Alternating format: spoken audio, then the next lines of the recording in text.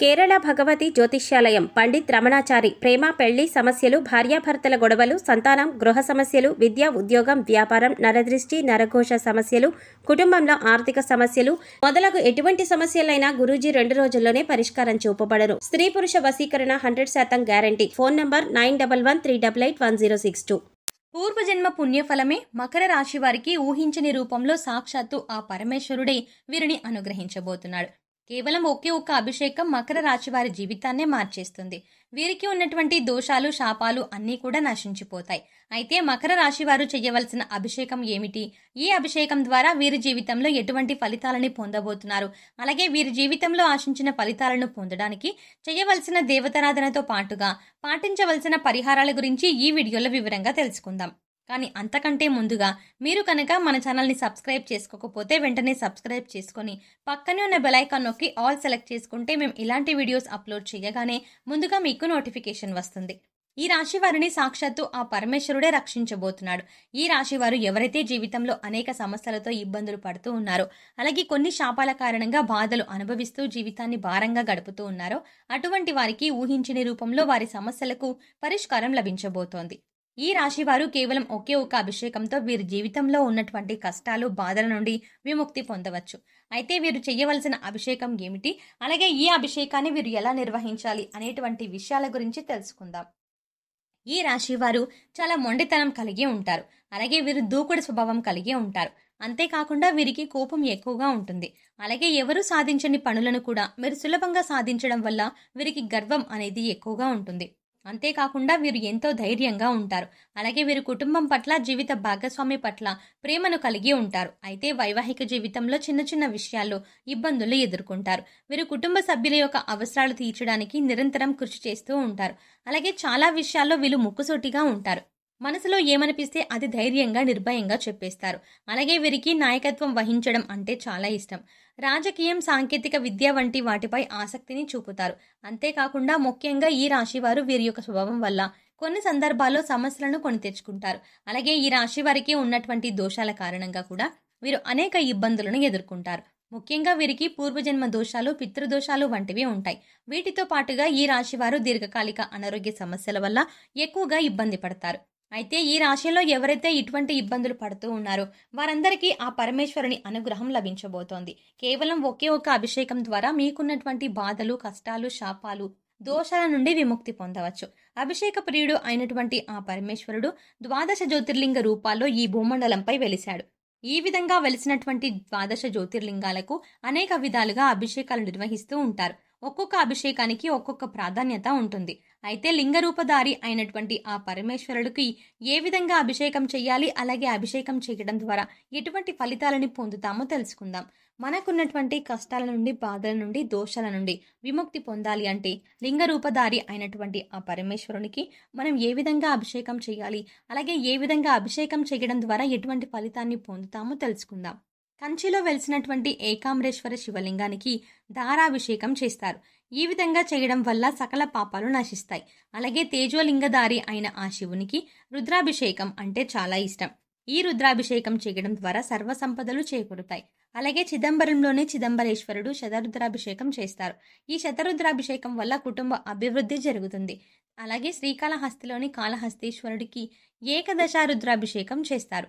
ఒరిస్సాలోని కోణార్కులోని సూర్యరూపధారి అయిన శివునికి లఘు రుద్రాభిషేకం చేస్తారు. దీనివల్ల పూర్వజన్మ ఉండదని శాస్త్రం చెబుతుంది. అలాగే చంద్రనాథ లింగానికి మహారుద్రాభిషేకం చేస్తారు. దీనివల్ల జ్ఞానాభివృద్ధి జరుగుతుంది. అలాగే కాఠ్మండు వద్దన త్రినాథ క్షేత్రంలో అతిరుద్రాభిషేకం చేస్తారు. ఈ అభిషేకం వల్ల అఖండ పుణ్యం, ముక్తి చేకూరుతుంది.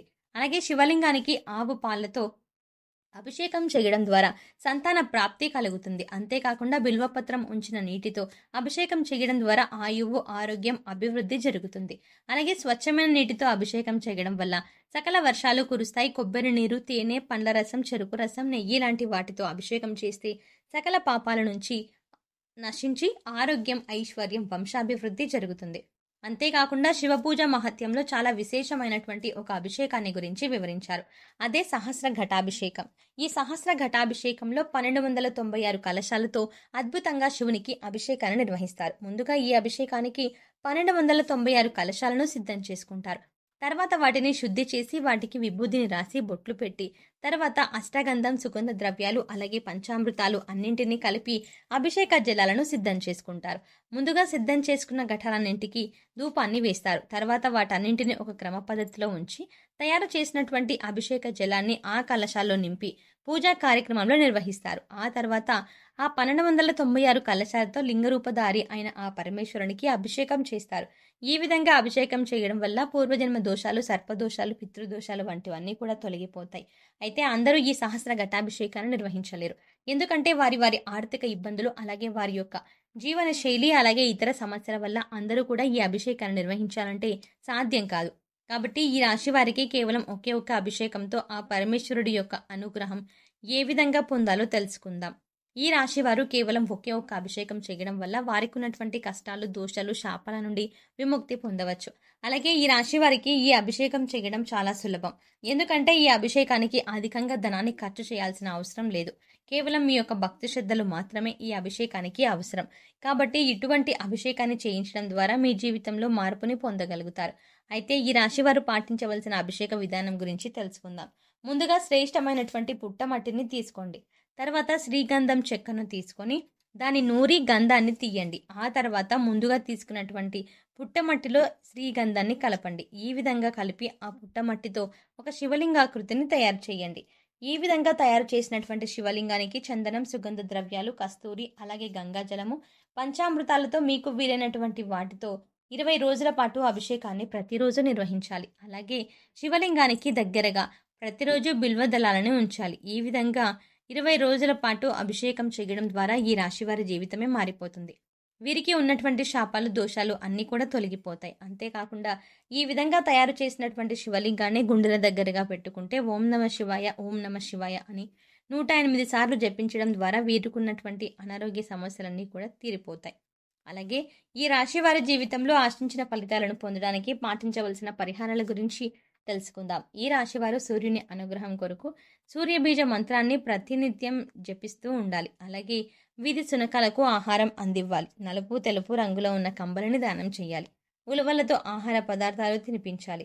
అంతేకాకుండా నీటిలో నానబెట్టిన ఉలవలను గోవులకు తినిపించాలి. అలాగే మంగళవారం నాడు ఉపవాస నియమాన్ని పాటించడం, సుబ్రహ్మణ్య స్వామి దర్శనాన్ని చేసుకోవడం శుభ ఫలితాన్ని ఇస్తుంది. సో చూసారు కదండి, కేవలం ఒకే ఒక్క అభిషేకం ఈ రాశి వారి జీవితాన్ని ఏ విధంగా మార్చేస్తుంది, అలాగే ఈ అభిషేకం ద్వారా వీరికి ఉన్నటువంటి శాపాలు, దోషాలు ఏ విధంగా నశించిపోతాయి, ఇలాంటి విషయాల గురించి ఈ వీడియోలో వివరంగా తెలుసుకున్నాం కదా. ఈ వీడియో మీకు నచ్చినట్టయితే లైక్ చేయండి. మీ ఫ్రెండ్స్ అండ్ ఫ్యామిలీ మెంబర్స్లో ఎవరైనా మకర రాశి వారు ఉంటే వారితో ఈ వీడియోని షేర్ చేసుకోవడం మాత్రం మర్చిపోకండి. అంతకంటే ముందుగా మీరు కనుక మన ఛానల్ని ఎవరైనా సబ్స్క్రైబ్ చేసుకోకపోతే వెంటనే సబ్స్క్రైబ్ చేసుకొని పక్కనే ఉన్న బెల్ ఐకాన్ని క్లిక్ చేయండి. అలాగే పక్కనే ఉన్న బెల్ ఐకాన్ క్లిక్ చేసి అందులో ఉన్న ఆల్ అప్డేట్ని సెలెక్ట్ చేసుకుంటే మేము చేసే ప్రతి వీడియో అప్డేట్ మీ మొబైల్కి నోటిఫికేషన్గా వస్తుంది. కాబట్టి గంట సింబల్లో క్లిక్ చేశాక ఆల్ అప్డేట్ని క్లిక్ చేయడం మర్చిపోకండి. మరో చక్కటి వీడియోతో మళ్ళీ కలుద్దామండి.